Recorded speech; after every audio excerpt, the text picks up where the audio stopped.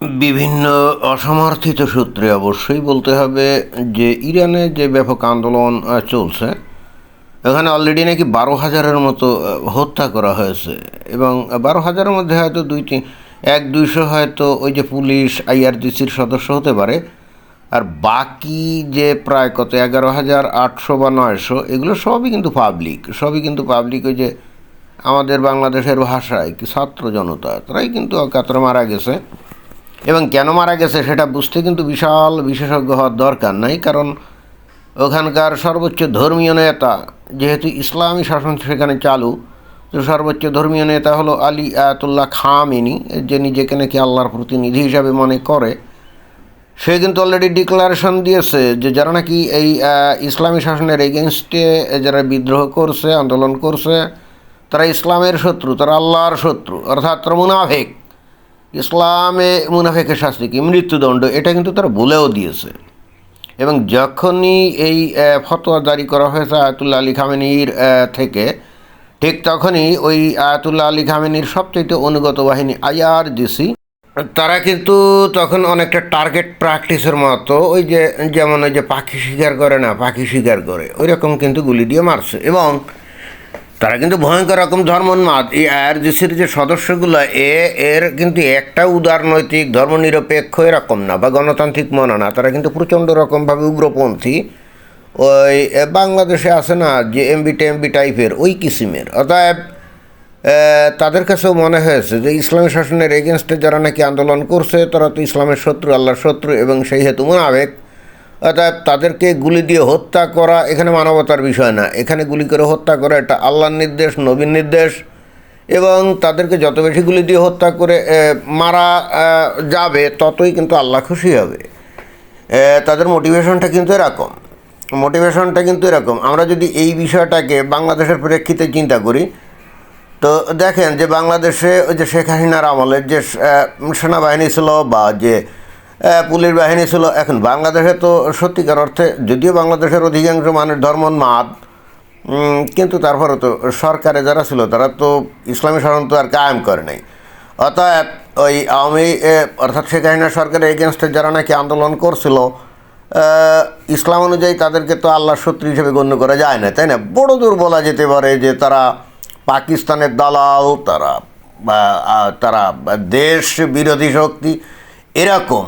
এখন এই ধরনের বক্তব্য যখন বলা হবে, তখন তো তাদেরকে মানুষ হিসেবে গণ্য করা হচ্ছিল, অর্থাৎ যারা নাকি আন্দোলন করছিল তাদেরকে কিন্তু মানুষ হিসেবেই গণ্য করা হচ্ছিল। এবং সেই হেতুই কিন্তু একটা পর্যায়ে হয়তো বা বাংলাদেশের সেনাবাহিনী বলছিল যে আমরা এদের উপরে গুলি করব না, যদি আপনি নিরপেক্ষভাবে যদি বিষয়টাকে দেখেন। কিন্তু ইরানের বিষয়টা কিন্তু তা না। ইরানে কিন্তু অলরেডি বলে দেওয়া হয়েছে, যেহেতু ওখানে অলরেডি ইসলামী শাসন কায়েম, আল্লাহর আইন ওখানে হাজির নাজির আছে, এবং আল্লাহর প্রতিনিধি আয়াতুল্লাহ আলী খামেনি হাজির নাজির আছে। এখন তাকে সরকার থেকে উৎখাত যদি করতে চায় কেউ, সে তো আল্লাহ দ্রোহী, আল্লাহ নবী দ্রোহী, তাই না?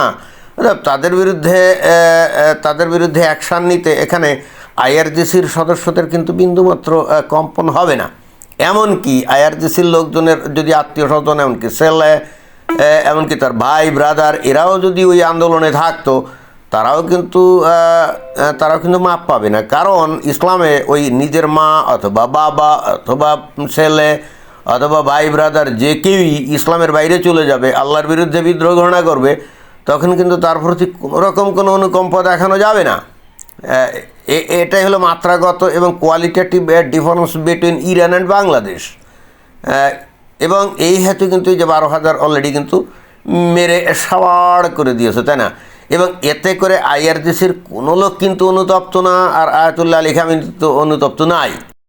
এখন দুনিয়াতে যারা নাকি মানবতার ধারক বাহক, তাই না, যে ওই আমেরিকা সহ পশ্চিমা দেশগুলো আর কি, ইউরোপীয় ইউনিয়নের যে দেশগুলো, এরা তো হিউম্যান রাইটস, হিউম্যানিটি, তারপরে মানবতা, তারপরে উদারতা, গণতন্ত্র ইত্যাদি ধারক বাহক।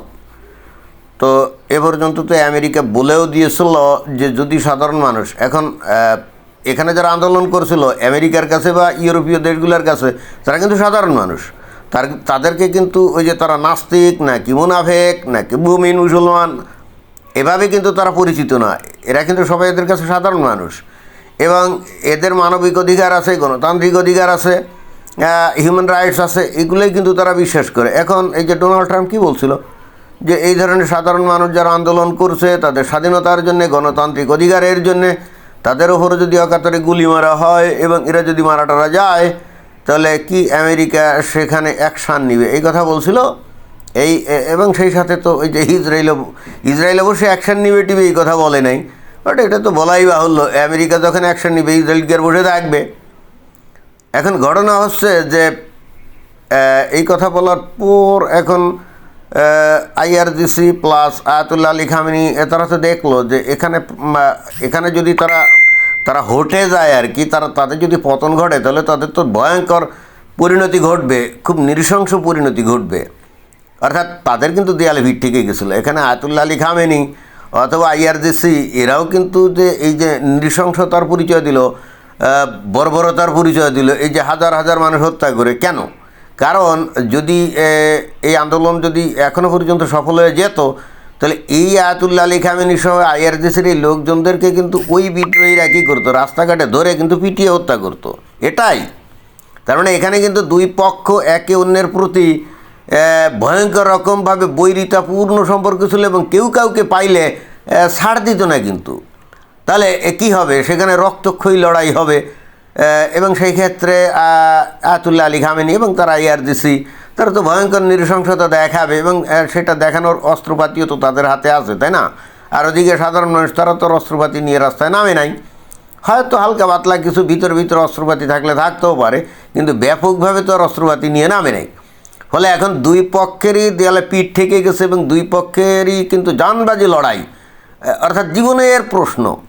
তো এই মতো অবস্থায় আয়াতুল্লাহ আলী খামেনি তো কোনোভাবেই পরাজয় স্বীকার করতে পারে না এবং সেই হেতু তার দল আইআরজিসি সেহেতু পরাজয় স্বীকার করতে পারে না এবং যে কারণে মরণ কামড় দিয়েছে।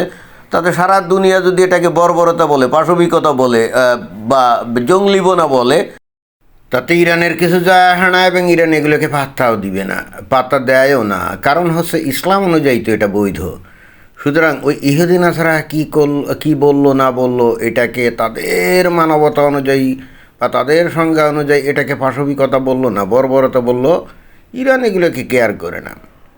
কিন্তু প্রশ্ন হচ্ছে যে ডোনাল্ড ট্রাম্প বলছিল যে এই ধরনের যদি হত্যা করে এই ইরানের ইসলামী শাসক গোষ্ঠী তাহলে তারা এসে ইরানের ওপর হামলা চালাবে। কিন্তু আমরা এখনও পর্যন্ত আমেরিকার কোনো নড়াচড়া দেখতে পাচ্ছি না, আমরা জানি না তাহলে আমেরিকা কী করতে যাচ্ছে। আর আমেরিকা এসে যদি এখানে বোমা টোমা মারে তাহলে কি এখানে ইরানের কোনো সুবিধা হবে? আমি ঠিক জানি না আসলে কি হতে যাচ্ছে, কারণ এখানে তো রাজনৈতিক কোনো কালচার নাই। এখন ইরানের খামেনি আর কি যদি হয়, ক্ষমতাচ্যুত হয়, তো এখানে তো গণতান্ত্রিক কোনো সিস্টেম নেই, রাজনৈতিক কোনো সিস্টেম নেই, তাহলে কে বা কারা ক্ষমতা আসবে? ওই রেজা শাহ পাহলভির ছেলে সে ক্ষমতায় বসবে, তো সে বসলেই কী করবে? এখানে যেহেতু কোনো রাজনৈতিক দলটল কিছুই নাই, তাহলে সেখানে গণতন্ত্র প্রতিষ্ঠিত এটা তো দূরস্থ, তাই না? এবং এটাই হলো মুসলিম দেশগুলোর সবথেকে বড় সমস্যা, একেবারে কঠিন সমস্যা। দেখেন না এই যে সিরিয়া থেকে কে পালায় গেল, বাশার আল আসাদ, তাই না? খেয়াল করে দেখেন যে সেখানেও কিন্তু একই ঘটনা, গণতন্ত্র কিন্তু সেখানে ফেরে নেই। এবং ওই লিবিয়া, ইরাক, প্রত্যেকটা দেশে, কারণ এখানে তো এক না এক থাকতো, তাই না? তো এদের পতন ঘটালেই কি, জেলাও সেই কদু, সমস্যা আবিষ্কার করতে হবে। ধন্যবাদ।